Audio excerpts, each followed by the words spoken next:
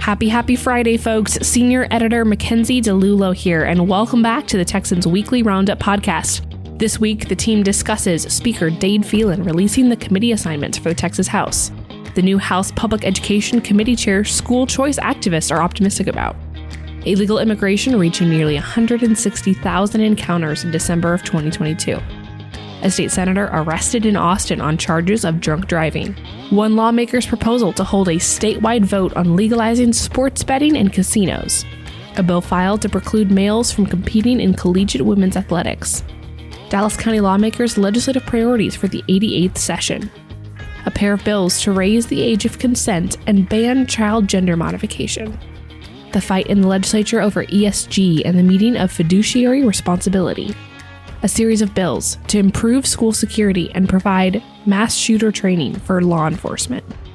The ice storm that knocked out power for tens of thousands in Austin.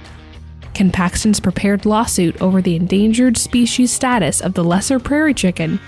And El Paso's new policies to impede criminal investigations into abortion.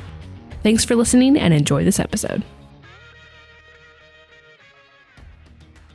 Well, howdy, folks. It's Mackenzie here with Brad, Matt, Cameron, and Hayden.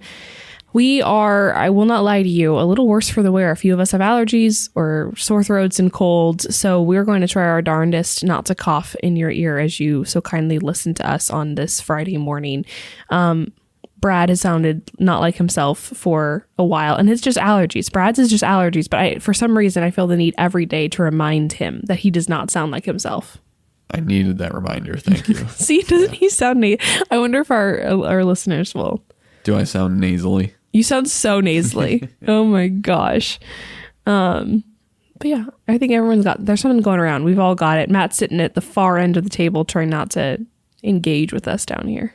Yeah, I'm just, going through caffeine withdrawals. So that's the only thing wrong with me. That's true. So is it no caffeine period, or are you having like a little bit of tea? I can't remember. I suddenly realized one day that I was just, I was drinking way too much coffee. So I decided to go cold turkey and do it the hard way. So it's been a very brutal week.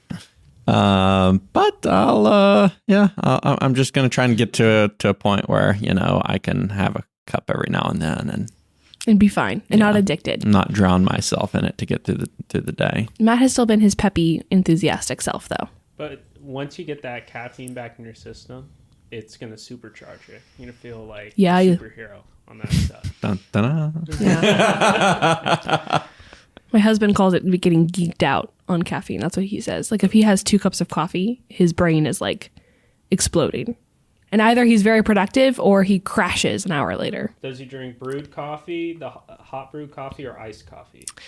Both, but usually in the mornings it's a hot cup of coffee. Okay. A couple hot cups of coffee. That cold nitro brew. Oh my gosh. Starbucks? Oh gosh. Yeah.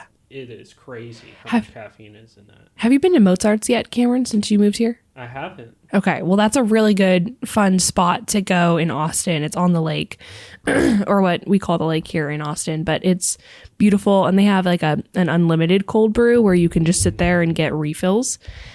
But don't I hate you for telling me this. The problem, though, is that the cold brew is so potent.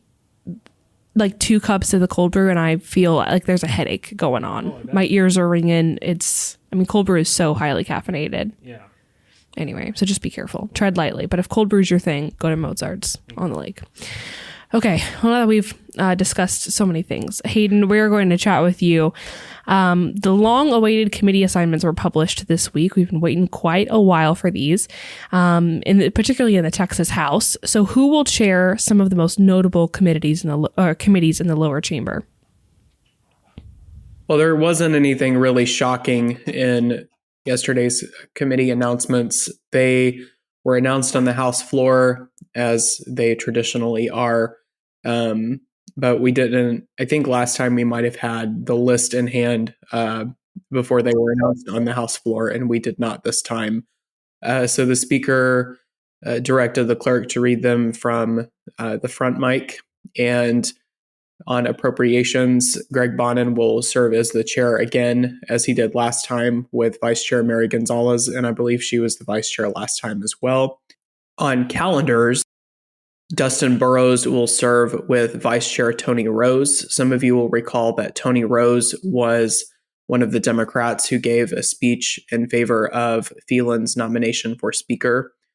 Other notable mentions, Terry Wilson, who I believe is a combat veteran, will be Chair of Defense and Veterans Affairs.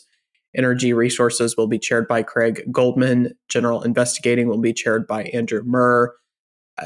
Newly minted Republican Ryan Guillen, who switched parties since the last legislative session, will chair Homeland Security and Public Safety, which is notable because I suspect some border bills will go through that committee as well.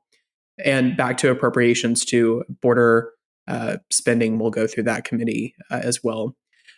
Craig Goldman on Energy Resources will probably also have influence over grid legislation, which Brad can talk more about. Jeff Leach, Plano Republican, will lead Judiciary and Civil Jurisprudence.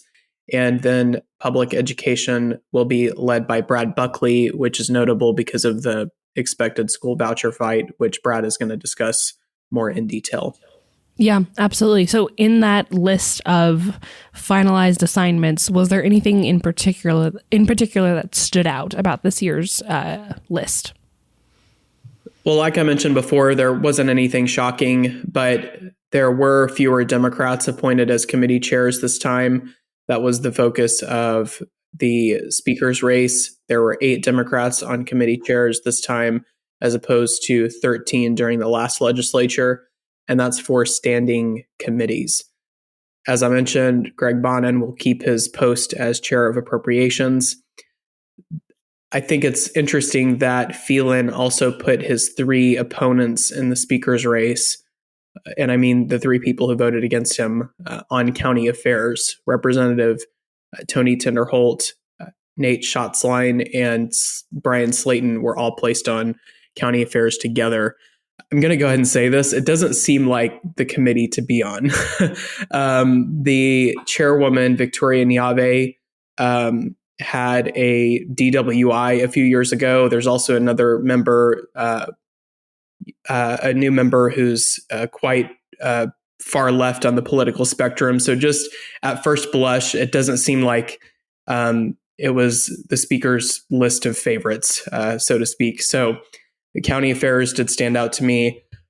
Casino gambling proponent, Representative Charlie Guerin, was also appointed Speaker pro tempore, which is notable because both Phelan and Guerin have said that they would support modest, well, they would say professional casino gambling options. So that issue might gain more influence with Guerin and at Phelan's right hand this session. So those are some of the things that stood out to me at first blush, taking a look at these committee assignments.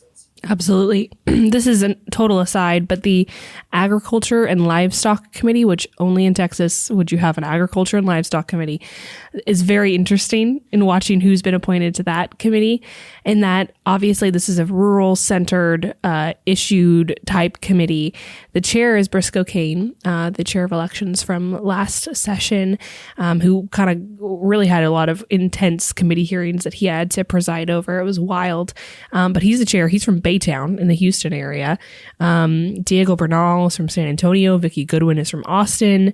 John Rosenthal's from Houston. Cronda, I don't know how to say her last name. Timish, I think. Timish? Timish? I've heard Timish. I believe it's Timish. Timish? Okay. We're going to go with that and just say it with confidence because we're just going to go with Timish. Okay. Timish. She replaced Michelle Buckley, fun fact, as you all know. Yes, from Denton. And then Terry Wilson is from kind of Hill Country, Lakeway area. So very interesting in that a lot of these reps are not even in rural areas of the state. In fact, highly populated urban areas of the state. We do have Doc Anderson, a veterinarian, like a large animal veterinarian, like livestock veterinarian. So that makes a lot of sense. He's in Waco. He's in Waco. Cody Harris is in a much more rural area. Stan Kitzman as well. So there are like 3 reps from more rural areas, but just funny to watch how these committee assignments shake out. And sometimes there's political meaning behind them of like, okay, the speaker says this is where you're going to end up. Sometimes it's oddly requested by members. And you can kind of see that too of like, okay, which ones are seniority picks where someone requested this particular spot and which were speaker appointments. appointments. So that's also interesting. You can go check out the full list. Hayden, thanks for breaking that down for us.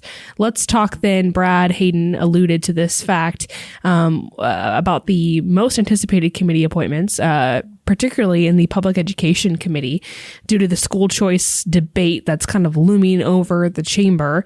A Democrat chaired this committee last session. Who was appointed this time? So as Hayden said, Representative Brad Buckley, Republican from Killeen, was appointed to chair this Public Education Committee by Speaker Phelan.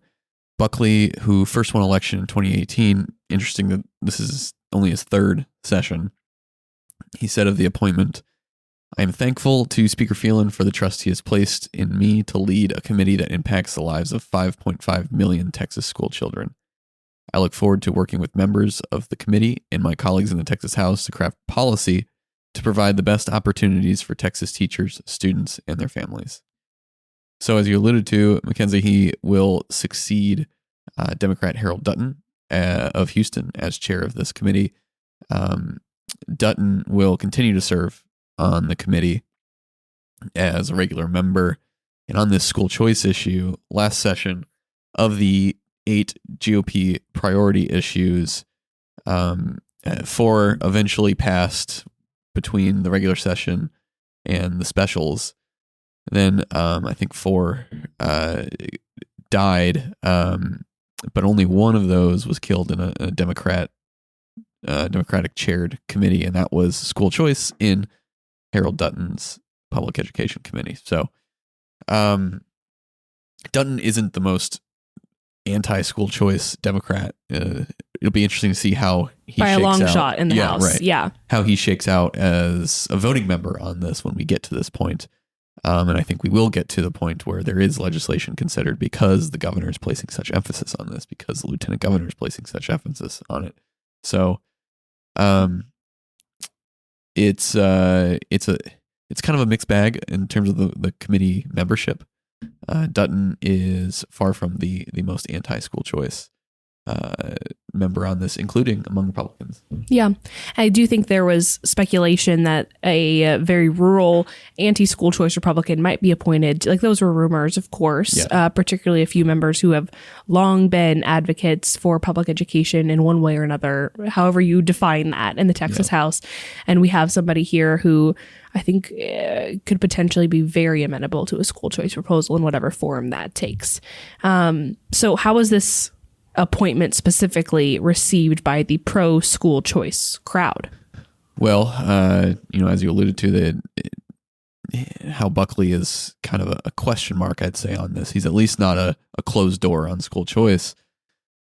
There was quite a bit of optimism about his appointment, and also just the fact that he's a Republican, not a Democrat, chairing this. Texas GOP Chair Matt Rinaldi said Buckley, quote, could be the most school choice friendly pub ed chair in over a decade. You had both the Texas Public Policy Foundation and the American Federation for Children of Texas, a pro-school choice group, lauded Buckley's appointment, and they see this, at least publicly. I don't know what they're saying behind the scenes, what their chances actually are with a Buckley chairmanship, but publicly they're putting the posture out that this is a very good indication that they might actually get something to the floor. And so the other members of this committee include Republicans Ken King, Matt Schaefer, Steve Allison, Charles Cunningham, Cody Harris, Brian Harrison, and Cole Hefner.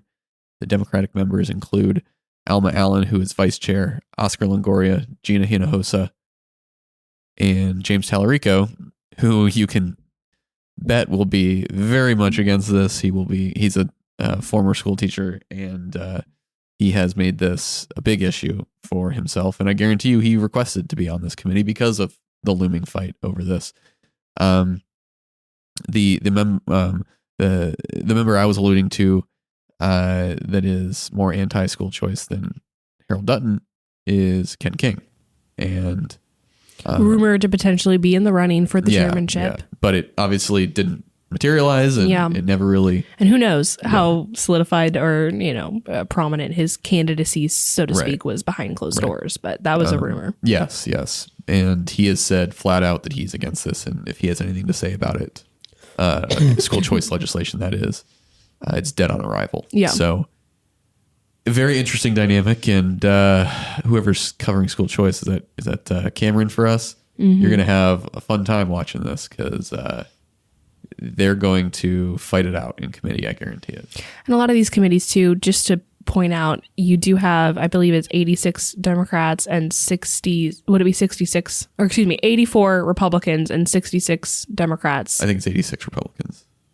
Yeah, 86. Okay, sorry. Yes. 86 Republicans. 86 Republicans, 64 Democrats in the House. So you got to put the Democrats somewhere. And in fact, I believe they are the majority on like the Business and Industry Committee in the House. Like there's a majority of Democrats on that committee. So any Republican. Too.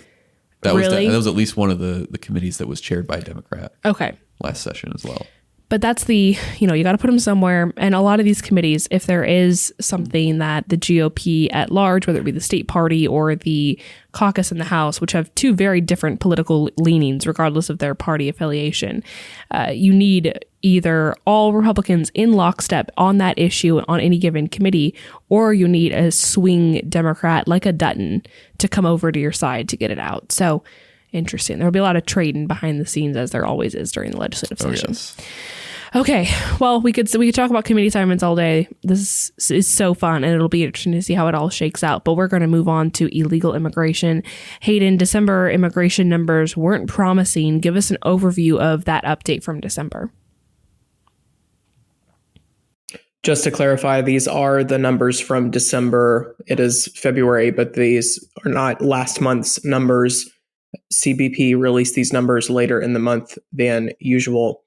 There were 140,000 arrests between ports of entry in December in Texas sectors. I'm going to use round numbers because I don't think we need to get to the exact number for these purposes, but there were about 140 arrests between ports of entry and almost 19,000 stops at El Paso and Laredo field offices. So that's a total of 159,000 encounters in December. For the total southwestern U.S. border, there were 251,000 encounters and 30,000 stops, and that includes 30,000 stops at ports of entry. So a total of about 250,000 encounters for December of 2022. That is an increase from the previous month. It was an increase of 3% in Texas sectors. That's encounters total. And it was nearly a 7% increase from the month before in terms of arrests on the southern border between ports of entry overall. So illegal immigration numbers continued to escalate in December. You kind of contextualize it a little bit there, but is there any other context you can give us to help compare with past numbers as to how intense these numbers from December are? Well, there were as few as 107,000 arrests in December of 2021. So that's quite an increase from 107,000 to 140,000. And in Laredo alone, there was a 79% increase in family unit apprehensions from November to December. But there was still a 29% drop in single adults.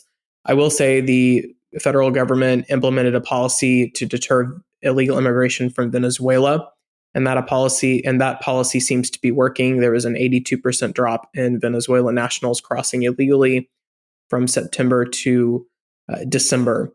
So that one part of the problem improved over those 4 months.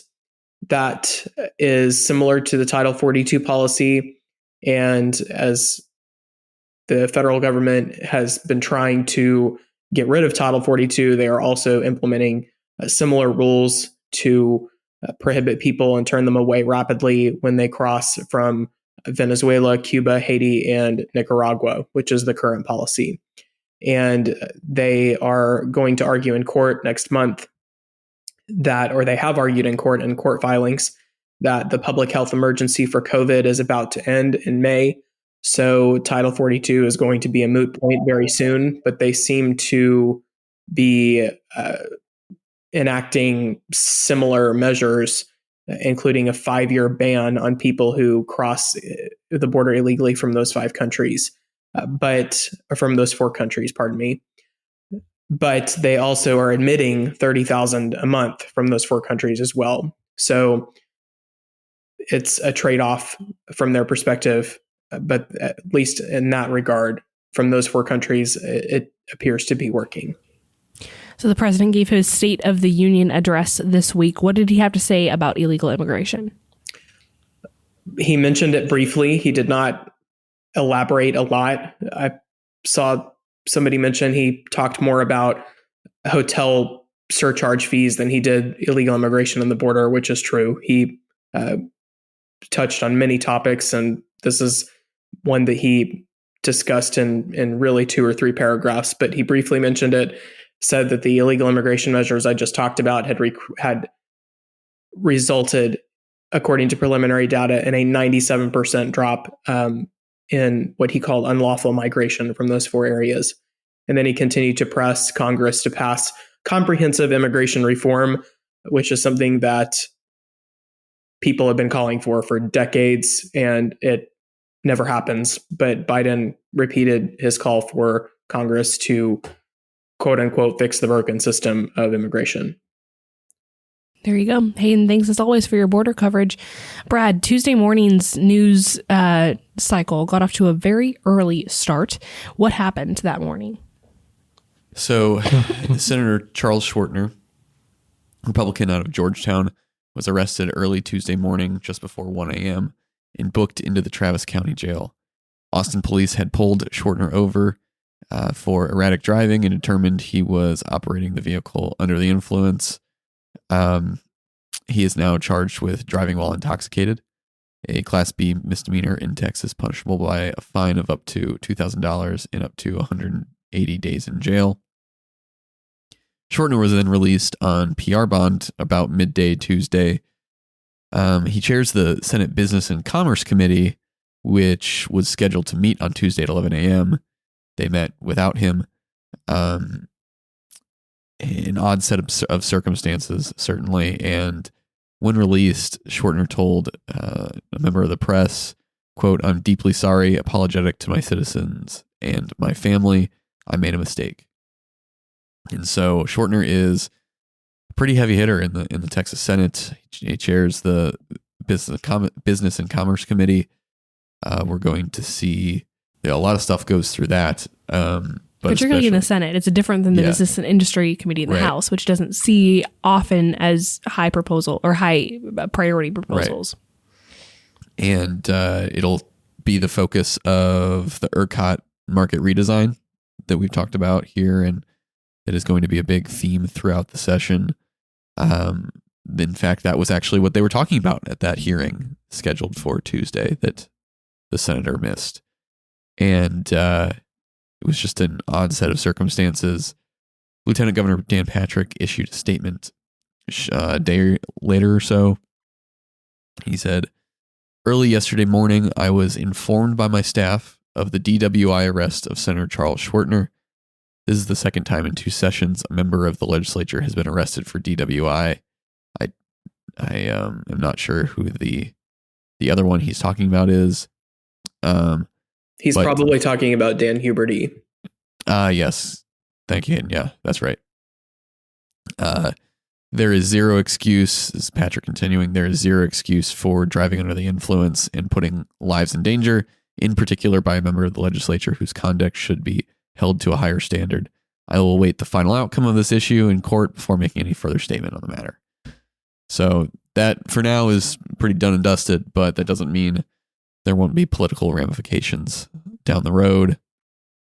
And I think it's worth noting that Schwartner became chair of BNC about midway through last session after the lieutenant governor and Senator Kelly Hancock, then chair of BNC, had a bit of a falling out over electricity repricing. And after that, Schwartner became the conduit for ERCOT and power grid reforms. And so not sure how this is going to affect that, if at all. But, as the lieutenant governor said, we'll wait and see for what happens in court.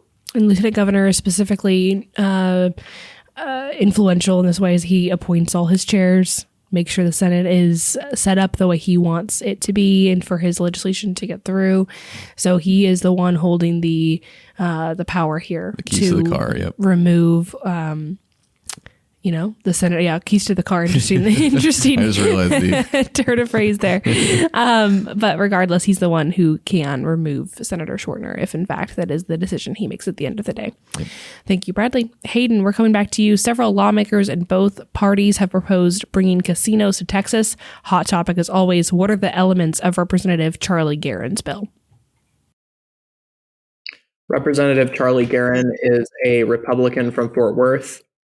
He is not the first one to file a casino bill. Senator Carol Alvarado from Houston also filed one in November. And this proposal that Guerin filed is a little bit different than hers.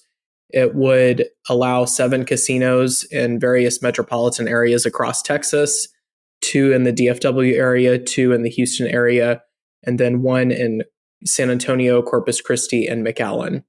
Texas voters would decide this issue in the general election in November of this year, not next year. Odd numbered years are the years that constitutional amendments are placed on the ballot. This would require a constitutional amendment because most forms of gambling are prohibited by the Texas Constitution, except for the state lottery, charitable raffles, and philanthropic bingo operations, which all require licensure. Horse racing and greyhound racing are also legal in Texas, but they require licensure as well. A unique component of this bill is those who applied for casino licenses would need to already have a license to operate a racetrack. There's a little bit of ambiguity with how all of that would work, but it's designed to use the existing framework for licensing racetracks. Guerin has pitched this as a tax relief bill. I reached out to his office to explain how exactly this bill would deliver tax relief, and the answer essentially was that this specifically does not contain a mechanism to deliver tax relief, but that would be handled in the enabling bill, which is separate from the joint resolution. And for those who are unfamiliar with the process, the Constitution is amended with joint resolutions that are passed by the legislature and put on the ballot for voters. Then they have to hash out all the rest of the details with what is called the enabling bill, which is the piece of legislation that the public does not vote on, but that carries out what was placed in the Constitution. And what Guerin's joint resolution says is that the tax revenue gained from a 15% tax on table games and other gaming revenue from casinos would be used on public safety, education, and tax relief. But of course, the legislature is not necessarily required to spend that on tax relief. That's just one of the purposes that they put in the bill. So those details are not at all set in stone. The way the legislature used the money would very much be open to their own judgment. But those are some of the dynamics of this bill. Alvarado's bill would only allow 5 casinos. This one would allow 7, and it wouldn't be a free-for-all. They would have to pay hundreds of thousands or millions in application fees. And this would be carving out exceptions, more or less, for what they would call destination resorts, which include casinos and department stores and amusement parks or whatever else they want to build. Obviously, they can build fine dining establishments and amusement parks, et cetera, without this amendment passing, because all of those things are already legal. So this is about casinos, and it is about gambling. So anytime you read destination resort, just replace that in your mind with casino, because that's what that is referring to. For sure. And really quickly, what are some of the political dynamics at play? Well, Las Vegas Sands contributed millions ahead of this session, and Dr. Miriam Adelson, who's the majority shareholder of Sands, had virtually a front row seat at Abbott's inauguration. So they're pushing hard for this session. Absolutely. Thank you, Hayden. Okay, Cameron, there is this week a bill filed to preclude males from competing in collegiate women's athletics. What does this bill do? Give us a rundown. So just like the bill title, it's going to be excluding biological males from competing in women's sports. But what's different about this one than previous ones that were focused on the high school level, this extends to the collegiate level. And what's interesting is it actually will be adding legal protections to women in those sports who might suffer damages or harm if a violation occurs, also adding legal protections to those women if they speak out against this violation, if it's enacted. Got it. Okay. So has there been pushback? This is a very politically charged topic for obvious reasons. What's the feeling around this issue? So there hasn't been any local pushback that I've seen. We're all aware of all the incidents that have been going on in the news over the past few years, but there was actually a bill that was proposed in Oklahoma, and that was very similar to this one.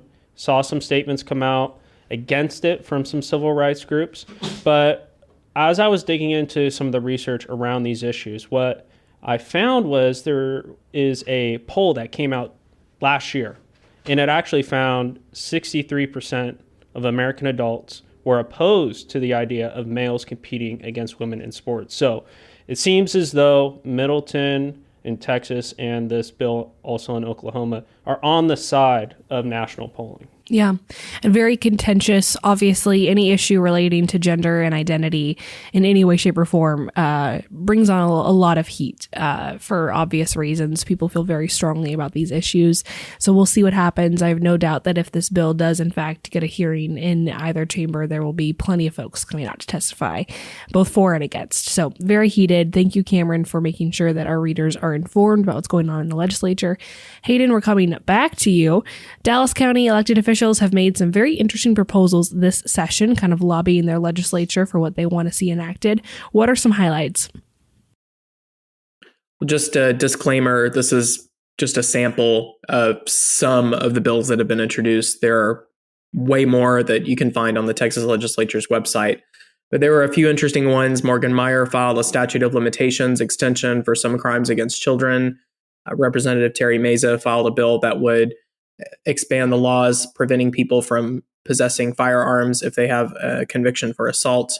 It would expand that to include other types of assault in different contexts, not just domestic violence.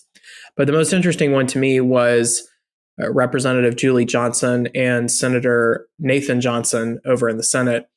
It's just occurring to me that they share a last name. Interesting.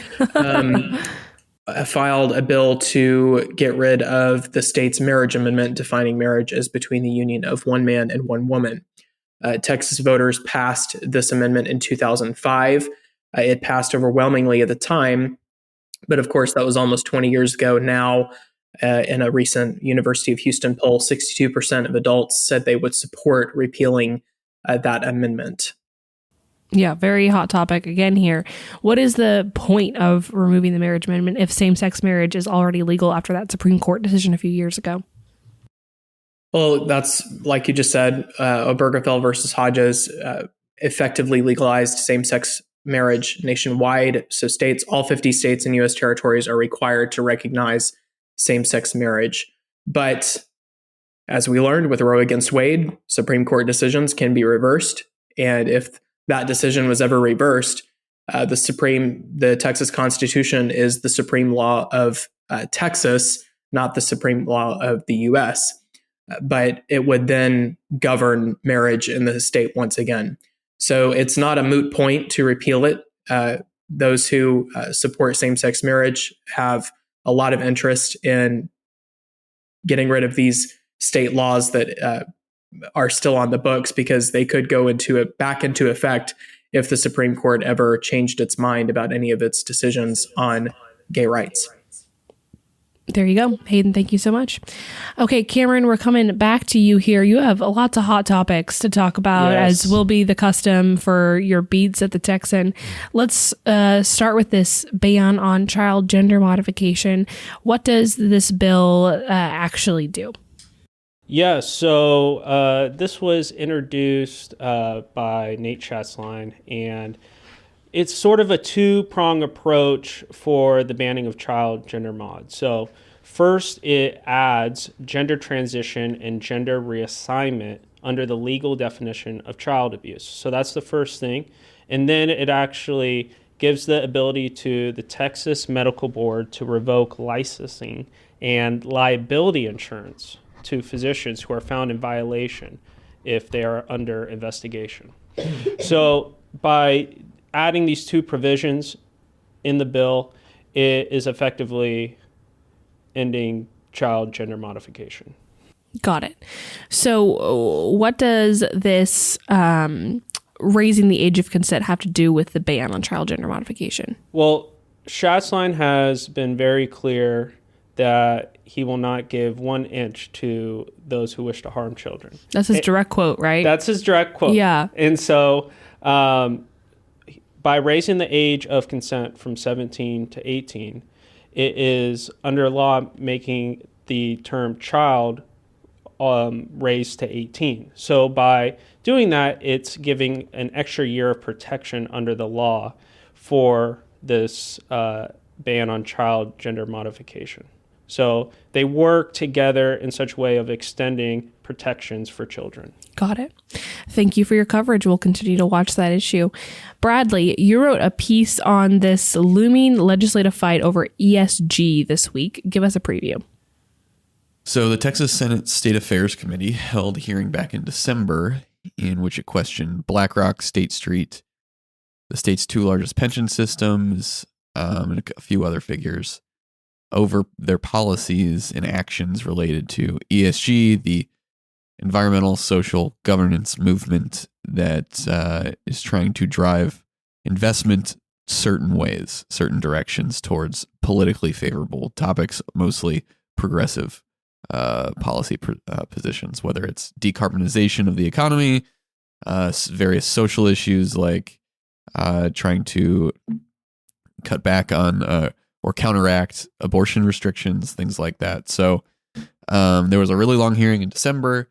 During that, GOP senators and the entities they were questioning spent a lot of time talking past each other, especially on the definition of what constitutes the, quote, fiduciary responsibility. It's a financial maxim that states asset managers must act with the best interests of their clients in mind. It's a pretty broad definition, and it has been applied fairly broadly. There's one school that says basically fiduciary responsibility entails historical risk factors, but also like strictly stock performance or more financial metrics.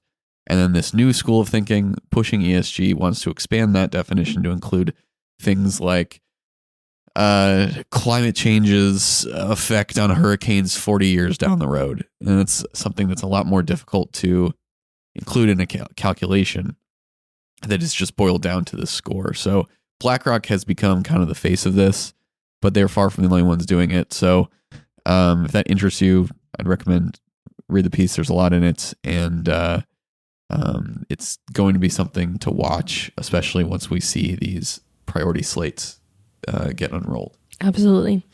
Well, thank you for breaking that down for us. And I know you'll have your eye on this all session. Hayden, you went to a news conference at the Capitol this week with Senator Gutierrez. What are some of the policy proposals that he outlined? Senator Gutierrez has said that his focus during this legislative session will be on responding to the tragic Robb Elementary School shooting.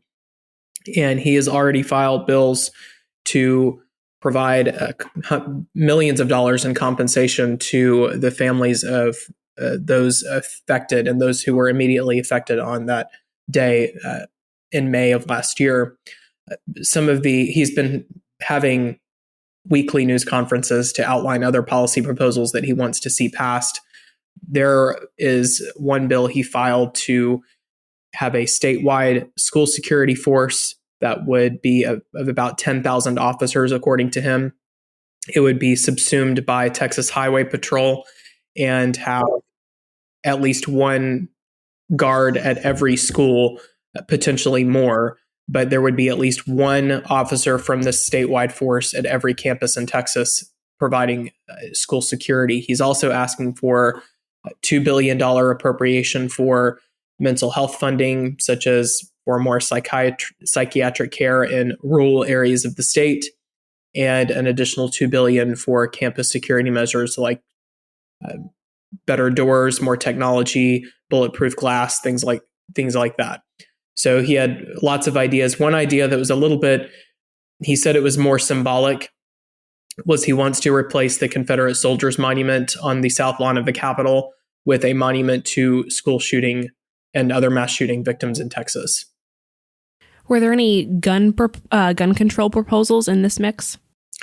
Senator Gutierrez is in favor of gun control measures, but he did not outline those at this news conference the other day. Those, he said, he will unveil next week. He and other Democrats called on Abbott to call a special session after the Uvalde shooting. That did not pan out, so they are probably going to file gun control measures this session. And he has also said he wants to see the age to purchase any firearm in Texas to be increased to 21 so that 18-year-olds can't purchase a weapon. And of course, the teen who perpetrated the mass shooting in Uvalde was 18 years old, and he used an AR-style rifle. Thank you, Hayden, for your coverage. Bradley, as of Monday, there were still 24,000 Austin Energy customers without power.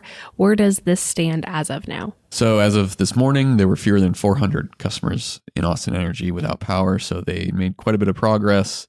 Over the weekend, Governor Abbott issued a disaster declaration from last week's ice storm for 7 counties, including Travis County. That will have an effect on property taxes. So read the story. I explain how both on these localities setting rates and appraisals, this will affect you. And this is setting the table for some fallout. So by the time this is up, we may have resolution on this special meeting that the Austin City Council is holding to discuss the employment status of City Manager Spencer Cronk. I'm told the driving force behind that is that recommendations from the council after the 2021 blackouts were not followed through on by Cronk. Don't know what those are. They might talk about that in the special meeting if it's not an executive session, but still no word on what will happen with Jackie Sargent, who's the Austin Energy General Manager. Although comparing it to the Austin Water situation a year ago, where there was a 3-day boil notice, that CEO was announced his resignation a week or 2 weeks after the issue got resolved. So even though it hasn't happened yet, she might get fired as well, but we'll see. Yeah. Thank you, Bradley. Matthew, we're coming to you. The federal government is including the lesser prairie chicken on the list of endangered species, which is causing concern among landowners and oil and gas companies. Texas Attorney General Ken Paxton now says he plans to sue the federal government and block the rule. Tell us why there are concerns about this rule going into effect, and why is Paxton suing over a prairie chicken?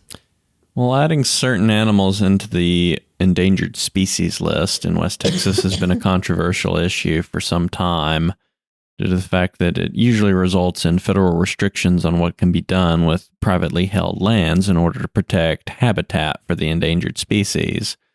A recent example of this was during the Obama administration. There was a huge push to add the dune sagebrush lizard as an endangered species, which oil companies fought because it would have restricted their ability to use that land to produce oil and gas. I think the theory was as simple as oil drilling sites and trucks would destroy its habitat. And you have the very same situation here in which these federal rules would put restrictions on the ability to destroy any of the chicken's natural habitat. Texas Parks and Wildlife has worked for years with landowners who have participated in a voluntary conservation plan that they say have been very successful in helping protect the bird. But Parks and Wildlife also says the move by the federal government to suddenly decide to add the bird on the endangered species list jeopardizes that trust with landowners. that they have built. But because of the wording of the rule, they're encouraging more landowners to participate in those voluntary programs because there is a sort of grandfathered exception in the rule that provides landowners with more lax regulations once the rule goes into effect than those who are not participating in these programs with state parks and wildlife agencies. Paxton, along with several other state AGs that are impacted by this rule, have signaled their intent to sue the Biden administration over the implementation of it, saying that the federal government violated federal administrative rulemaking laws while going about implementing this rule in the Federal Registry. Now, after an initial delay of implementation, the U.S. Fish and Wildlife Service says that the rule will go into effect on March 27th. There you go. Fascinating stuff. I did not know at the beginning of this week that we would be writing and publishing a story on the lesser prairie chicken. Delightful times. We love Texas. And I'm already getting hungry talking about chicken. Cameron, we're going to end with you here. We've seen a number of cities enact local ordinances on both sides of the abortion and pro-life issue. What do these policies in El Paso specifically do? So the city council in El Paso essentially passed a resolution that would not allow city funds to investigate if abortions occur or aid the state government in an investigation. What they did additionally was add a provision that says to local law enforcement that they will place abortion investigations at its lowest level of priority. And what's been interesting to see here is this is their second attempt at passing something similar to this. They failed the first time last year, but they were able to pass this ordinance this year. So there you go. Is this new, or have other cities done something similar? Well, we have seen Austin, Dallas, San Antonio. They've all passed similar local ordinances that deal with the abortion issue. But we've also seen a huge movement of sanctuary cities for the unborn, which give protection to children and outlaw abortions on the local level. There you go. Well, thank you so much for your coverage, gentlemen. Let's pivot to our tweetery section here. We covered 13 stories on the pod this week. That's quite a few, and we made it happen. Done it 45 minutes about. Okay, Brad, why don't you start out? You had a kind of a fun Texas history angle this week. Yeah, so I was driving to a speaking engagement on Tuesday up in Groesbeck, Texas, and I saw on my way there this road sign that said, 1 mile, 2 miles that way to the east was Ben-Hur. And if you aren't aware of that, that was it is a famous book and has been turned into multiple movies at this point. And I was like, what the hell? There's a Ben-Hur, Texas? And so I texted my dad that because he was a big fan of the movie when he was a kid, and I've heard him make multiple different references to it during my lifetime. So I texted him. He got back to me and said, I looked it up. They changed the name from, quote, Cottonwood in the late 1800s because there were so many with that name in Texas. Ben-Hur was a popular book at the time. The author, which I didn't know this, was a Civil War Union general from Indiana named Lee Wallace. His story is interesting too. So if you're driving out in just east of Waco and you see a sign that says Ben-Hur, now you know why there is a town named after a very famous book and movie. Yeah. That's almost an article idea, is the craziest, or not even craziest, but most interesting city names, town names in Texas. There's like a Christmas, Texas, right? There's Paris, Texas. Yeah, there are a lot. I'm trying to think of the others. We talked about this on a Now you're podcast reminding me of ago. this funny YouTube video where they have people who are not from Texas look at the name of a Texas town or city and try and make their predictions on how it's pronounced, and then they go to the Texan who pronounces it Oh my gosh, like correctly. Nacogdoches?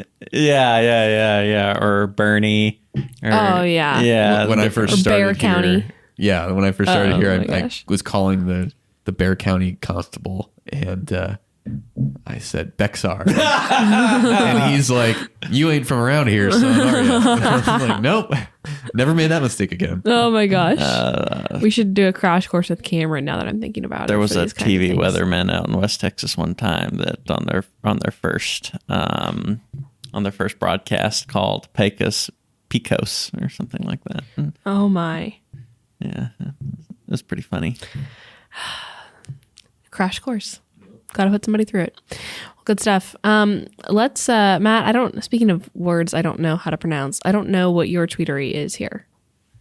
Let's take a look here. What is my... Oh, yeah. I don't know how to pronounce that word either. But it reminds me of those aliens on that show, Alien versus Predator or whatnot. It looks like skeuomorphs. It sounds right. Something like that. Oh, it was a fun tweet that I saw the other day. And it was talking about what it basically means is how there are symbols that are reference modern applications, but the symbol is something that represents it, but it's obsolete. And kind of the main example it gives is how whenever you open up like a Word document and you go to click the little save emblem, there's a emblem of a floppy disk up there now. How long how long have floppy disks been gone? Obsolete, yeah. Obsolete, but yet everybody still thinks whenever you think to save something, you still think of a floppy disk. That's or interesting. Like whenever you look at the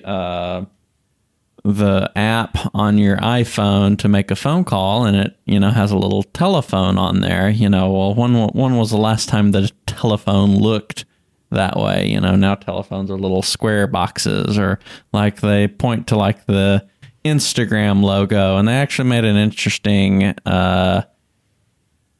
They showed how the Instagram logo has evolved over time, has gone from looking like a very old-fashioned camera to, they've tried to spice it up and modernize it, but it still is based off of not what you would think of as a camera anymore. But in our minds, we still recognize those things as cameras or to save something or to make a phone call, et cetera. So Yeah, that's very I thought true. it was kind of interesting. I like that. That's a fun one. Cameron, what do you have for us this week? This might spark. Actually, no, I'm going to come back. I'm going to go do Hayden's and then we'll come back to yours because we're going to like sit on yours as like our fun topic. That's what I'm going to do because I think it will spark debate according to you. Hayden, what did you see on Twitter this week? Mike Lee tweeted during Biden's State of the Union address, "This is elder abuse," which I thought was funny. And it is a window into Republicans raking Biden over the coals because he has a tendency to run his words together or mispronounce things. And there's a joke out there that Biden has dementia. Obviously, he hasn't been diagnosed with dementia or anything like that, but it's a joke that Republicans put out there. And Mike Lee had some other interesting reactions to the State of the Union address. But that one I thought was just an example of how people try to get their punchlines in during moments like this. Democrats did it during Trump. But I thought that was an amusing note from the State of the Union. There were a couple of facial expressions that I saw Senator Lee make also during the State of the Union that were like very. He's not like it's not like he's a super reserved guy, but I think to see kind of a show of emotion like that, even if it's kind of funny, it's kind of rare from him. He's very scholarly and very. He's an attorney, and he's his comments on the Senate floor are usually very deliberate and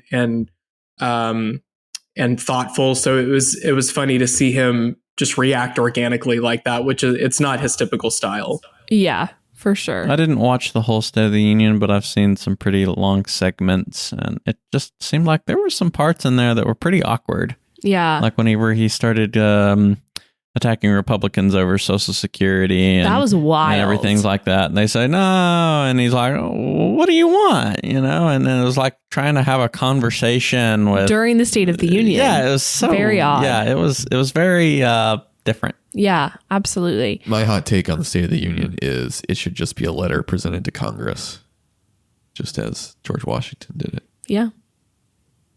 And he we should wasn't not do this fanfare nonsense. But hey. And he wasn't the last guy to just do it as a letter either. I can't remember who the last one was. Yeah, it stopped a few in. If Brad was to have a saying on his tombstone, it would be, let's stop this fanfare nonsense. I think that's like pretty that. accurate for you. Yeah, I like that. In game. Politicians love theater, though, Brad. So Oh, yes. you can't deny them of their limelight. It's like their caffeine addiction, Matthew. Just go to itching and scratching and can't concentrate. We had our session kickoff event in a literal theater. So Yeah. I think that adds credence to Matt's point. That's a great point. We fed into that whole trope.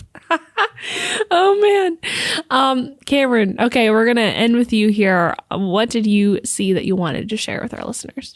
So I'm on Reddit, just going through the Texas subreddit, and this entire week there was a huge debate about chili. And it wasn't the beans, no beans debate that all Texans know. I know that's been settled. No beans in Texas chili. We know that. But this was about sides that go with chili. And I saw some weird answers. I saw people throwing out cinnamon rolls as a side, peanut butter and jelly sandwiches. So they actually have a poll going. That's disgusting. Well, That definitely sounds like a foreigner kind of thing. A foreigner. That is such a Texas thing to say, too, that somebody... I cannot tell you how many times I got called a foreigner when I moved here. That just brought back, like... I don't get that as often now, but like 6 years ago, that was... Wow, that really jogged like a bunch of memories loose in my head. Sorry, that was like a visceral reaction I just had. well, they have a poll going. And the options are Fritos, rice, saltine crackers, cornbread, spaghetti noodles, or other. And we have someone who's an expert on putting chili on spaghetti noodles. Yes. Here. How about you give us your hot take? Why is chili good on spaghetti noodles? What is Skyline chili, first off? Skyline chili. Well, You just made Brad's day, it's- Cameron. it's not just Skyline chili, it's Cincinnati chili. That's the dish. There's a bunch of different kinds of it. Skyline is one of those. And it is on a dish, you have spaghetti noodles, you have it's basically like meat sauce, although tastes like chili rather than like spaghetti sauce. And then you throw cheese on it, a mound of cheese. And if you want to add any other things, you can put in onions, which is what I like, beans as well. And so when you go there to order, you order based on how many ingredients you have. So if you just get noodles, chili, cheese, it's a 3-way. If you add onions, it's a 4-way, so on and so forth. And it is so good. I grew up in Northwest Ohio, and there was no Skyline up there. But when I went to college in Cincinnati, that's the hotbed of this. And I got hooked. So now I'm slightly like Matt is addicted to caffeine. I go through Skyline chili withdrawals, especially every time I see it on my Twitter feed. I feel like when you go back home, it's like airport, land, Skyline chili. Oh yeah, that was the first stop. Each of the last 10 times I went back. Chili belongs on top of cheese enchiladas next to a steak. Ooh. Wow. And anything else is just Child's play. foreigner stuff. Foreigner stuff. You know, Okay, let's go back to... Oh, go ahead. I was just at Chili Parlor, which seems to be like A classic. the lodestar in Texas chili. Uh-huh.